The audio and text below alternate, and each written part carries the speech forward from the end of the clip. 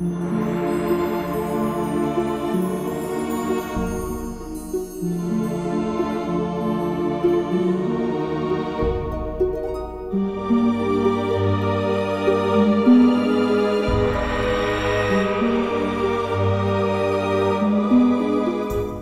the history of the 20th century world, one of the defining milestones happens to be the Great Depression of the 1930s.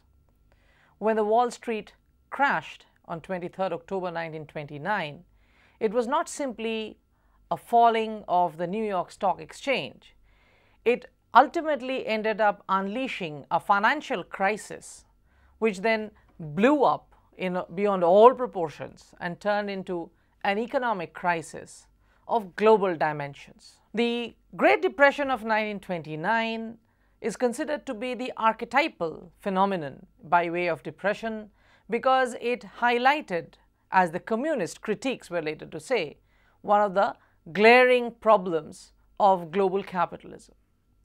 What is more important, however, is not simply the crisis of capitalism it projected, but also the fact that it marked the end of two of the most defining features of 19th century economic liberalism. On the one hand, the principles of free trade began to gradually give way to protectionist economies, and then beyond that, in terms of trade agreements, it was no longer to be the world of free trade that Adam Smith had envisaged and the Industrial Revolution gave Europe the boldness to pursue. On the other hand was also the fact that the gold standard, gold had for long been the principal standard against which currencies' values would be pegged.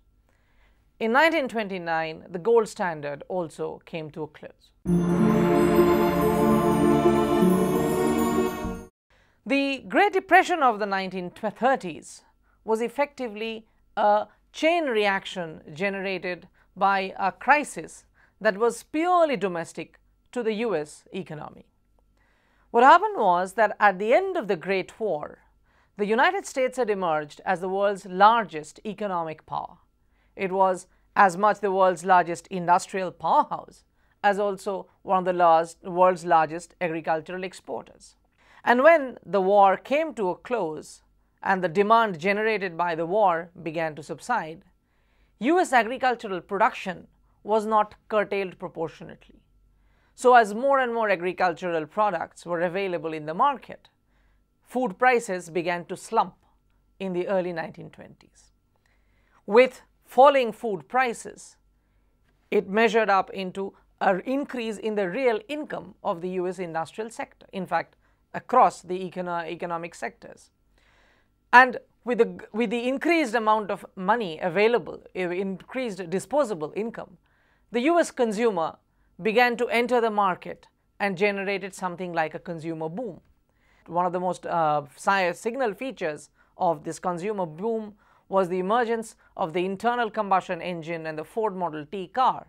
This was also, however, the period when a large number of American households began to aspire towards the possession of a transistor radio and a refrigerator and even some other heavy consumer durables which were not easily to be purchased. But given the rise in real income, these could be had, and this led to a consumer durables boom. There was additionally the point that consumer durables, when they have to be marketed, they would frequently have to come with loans. So easy credit, consumer credit began to grow, and this was also a period when a growing number of American households were aspiring to having a house of their own. So this led to a real estate boom as well.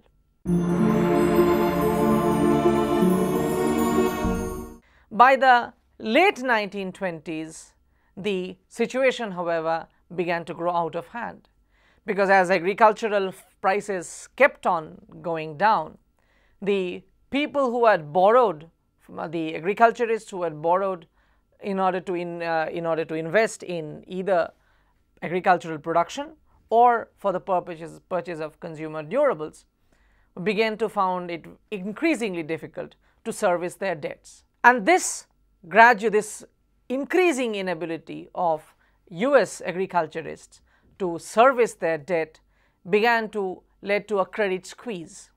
By 1928-29, this also began to have its corresponding phenomena in the industrial sector, as this easily available house loans meant loans were going to be given to people who could not service their debts in the long run.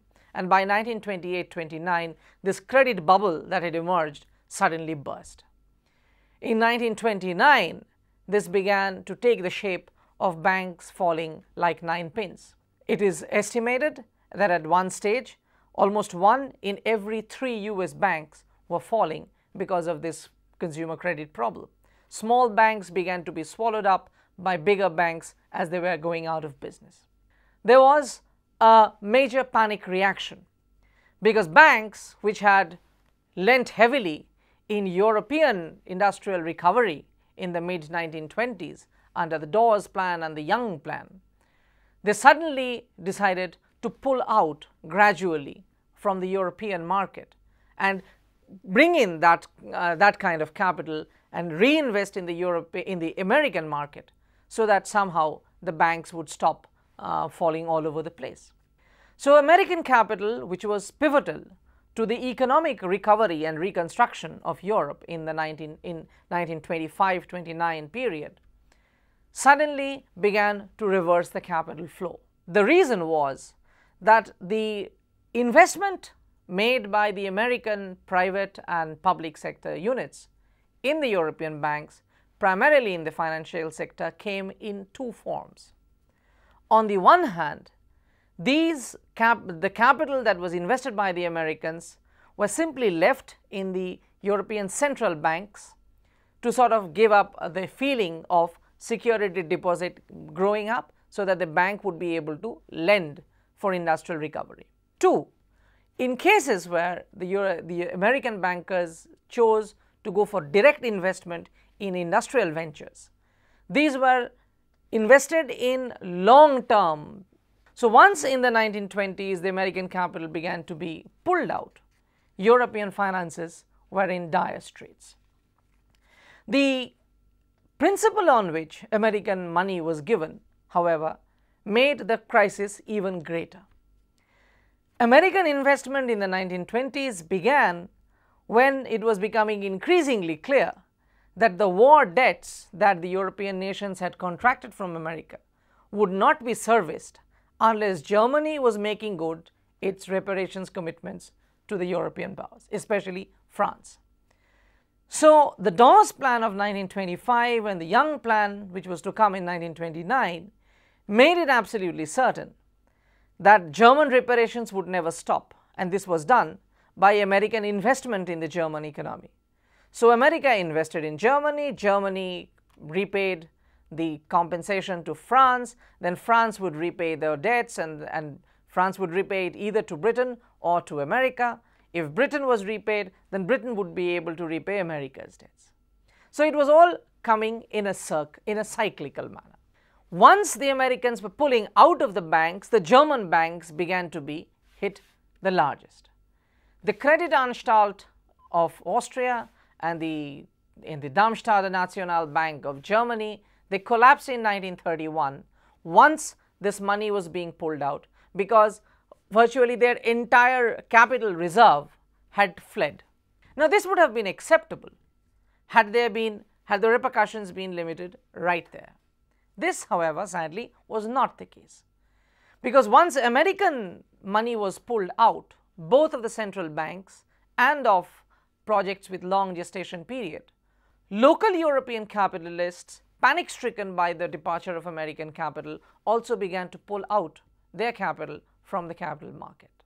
And this meant that the entire bullion reserve that was required to keep a bank functioning was suddenly beginning to depart. There was a run on European banks. Kreditanstalt in Vienna, Darmstädter National in Germany were not the only 2 banks to have collapsed, they were the biggest banks to have collapsed. A string of other bank failures began to set in. At this stage, the crisis remained financial. But the fallout, the economic fallout of this was no less considerable, because once banks were faced with the prospect of falling all over the place, the first thing they started to do was tighten the credit to the industrial sector. So on the one hand, there is a surplus, there was a demand, there was a production surplus in terms of the market, also a credit crunch setting in. For the entrepreneurs, the inevitable option was simply to curtail production and throw people out of jobs by retrenching them, and also generate less employment. So what begins as a financial crisis then begins to blow up into a larger economic crisis.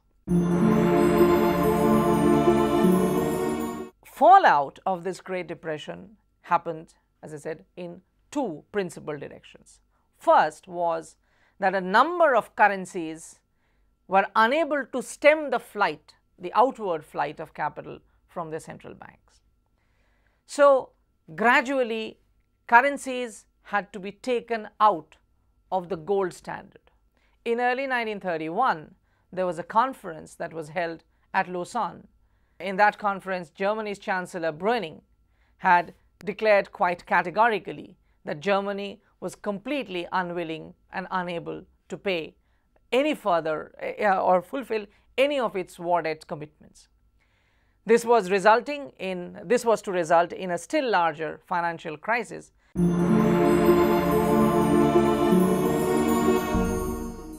The crisis was to be stemmed by what was known as, or was attempted to be stemmed by what was known as the Hoover moratorium.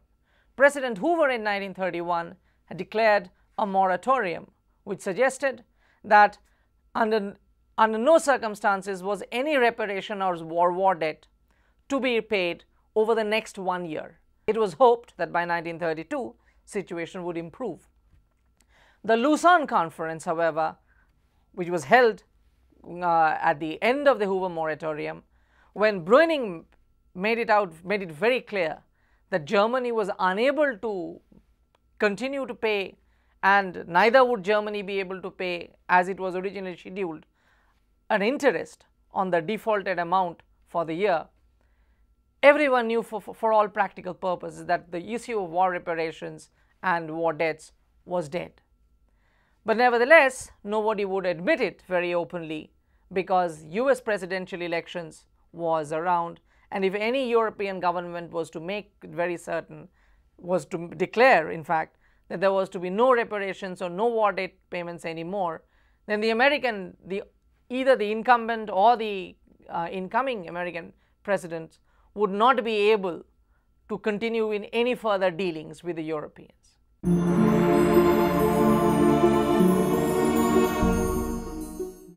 The question was then, what happens to the currencies? Because for all practical purposes, once the war debt and the reparations crisis had been sort of shelved rather than solved, all the governments were faced with a major balance of payments crisis. Germany had paid for a year, and that made a huge amount of budget deficit. Same for France when it was clearing its war debts also. The general trend was around this point of time to go for a balanced budget and reduction of state expenditure. After a time, it became very clear that in order to balance the budget and reduce expenditure, it was also very necessary to allow the currency to devalue, to depreciate in value. The problem was all the currencies were pegged against gold.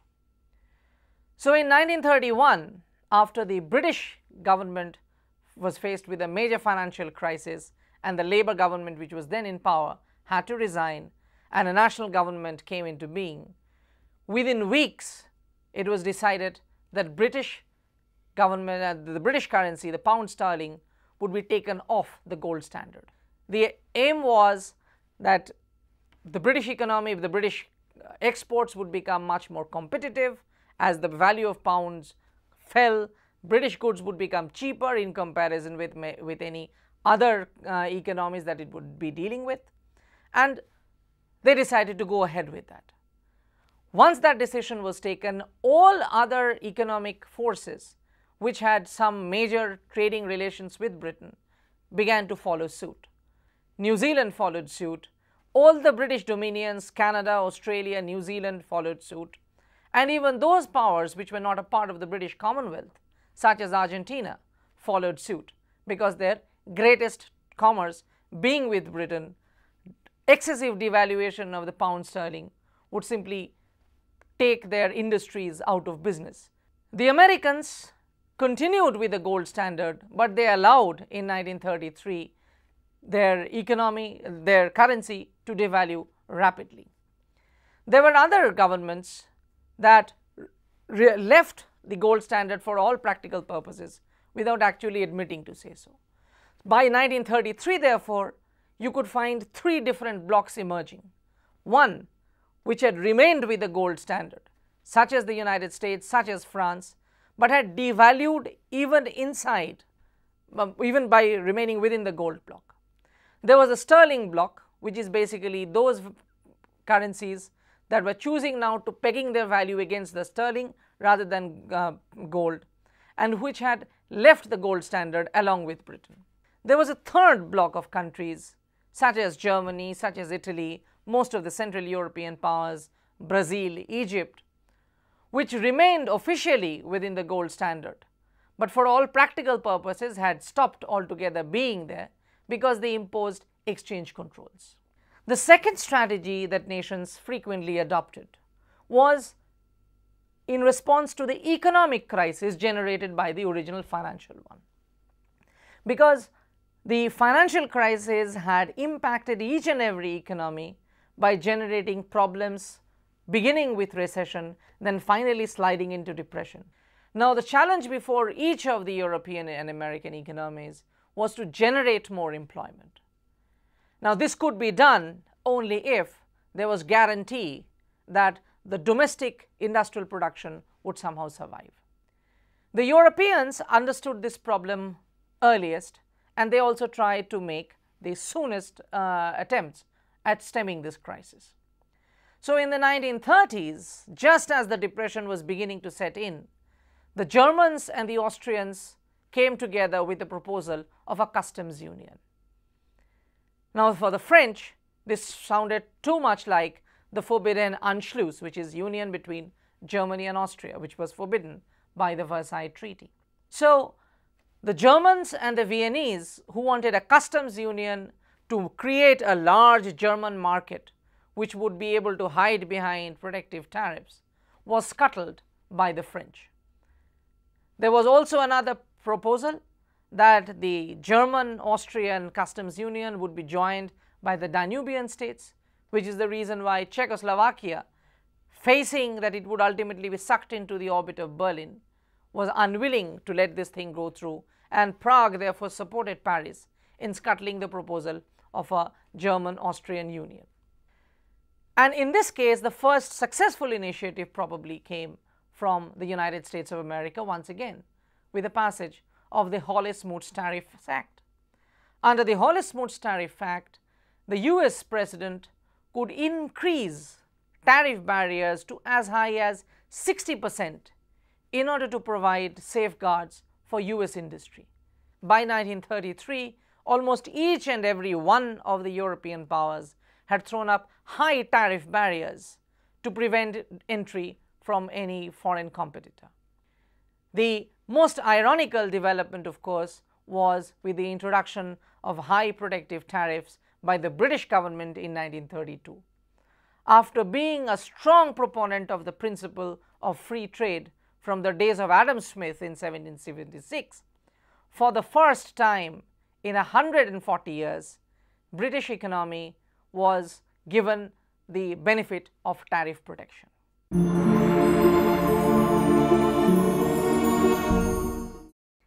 By 1933, therefore, just as there was a threefold division in terms of convertibility of currency, whether a currency was pegged against the gold or against exchange control but still gold, or whether it was pegged against merely the sterling block. Similarly, in the realm of international commerce also, there was almost a threefold division. On the one hand, there was the British Commonwealth, an economy, a large chunk of the world which was dedicated entirely or revolving entirely around the British economy, the British Empire. The British Empire included Britain, its dominions such as Canada, Australia, New Zealand, South Africa, and also its dependent colonies such as India, such as Kenya, Uganda, which is basically the Commonwealth nations, as also those economies of the world which were not members of the British Empire, not members of the British Commonwealth, nevertheless which had Britain as its single largest trading partner, such as Scandinavia and such as Ireland, such as Argentina. Together, this made up one bloc which came under the principle known as the Ottawa Principle of 1932. There was also another bloc which was pegged against gold and revolving around the British and the American and the French economy. So on the one hand, those economies that counted America as its greatest trading partner, such as China, such as Japan, were members of this bloc, as also the French, who were refusing to take the currency off the gold standard. There was a third division, of course, which was to be the most momentous of them all. Those economies which had nominally continued with the gold standard, but had exchanged tight economic controls and were regulating the economic activity almost completely. These were the corporate states of the Germans, the Italians, and the Japanese.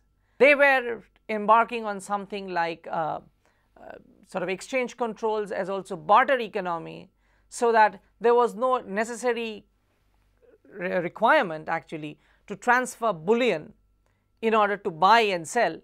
There was German coal would be shipped to Brazil in return for Brazilian cotton or Brazilian tobacco or Egyptian cotton. So barter economy dispensing with the need for currency convertibility altogether.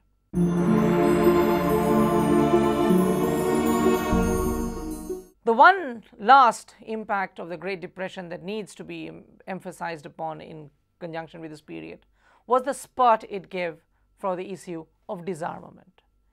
In the 1930s, the predominant economic orthodoxy had been that for an economic depression, the government's responsibility is to reduce its state expenditure and go for a balanced budget.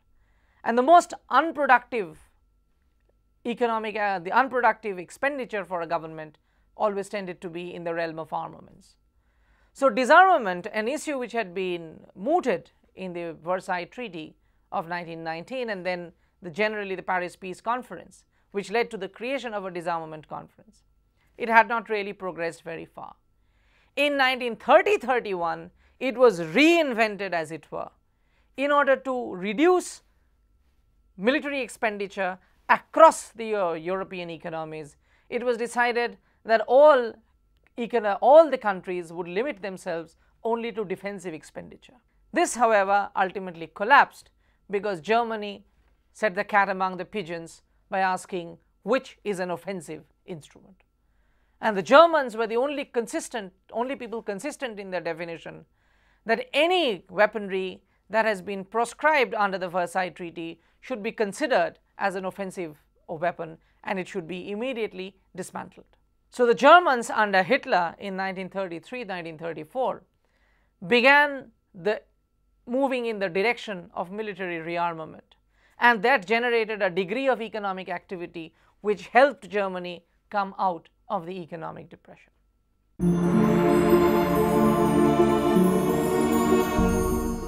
To close the discussion on the economic depression, it was becoming very clear that the economic depression had disfigured the world that had come as a result of the Industrial Revolution.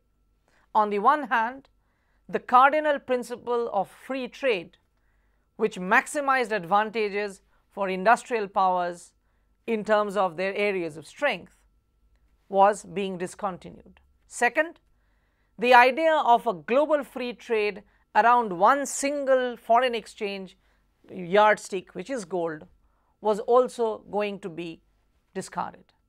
This was a period of economic nationalism which had been anticipated by the Hawley-Smuts Act, and then it was followed up by all the countries by throwing up high tariff barriers. By the time Europe was coming out of the economic depression, they were no longer going back to the period of economic free trade. They were going into the direction of bilateral trading agreements.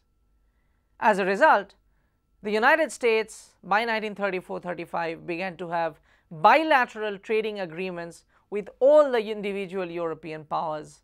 Same was for Germany, same was for Britain.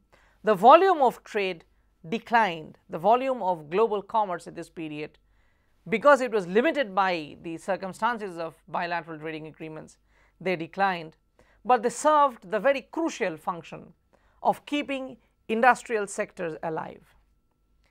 It was this period of economic protectionism and the breakdown of the global economic order which was ultimately to propel Europe in the direction that was to lead to the Second World War. When the World War came to a close and a new economic order had to be brought into shape, the world returned or was trying to return towards the direction of a global free trade by talking about multilateral trading agreements.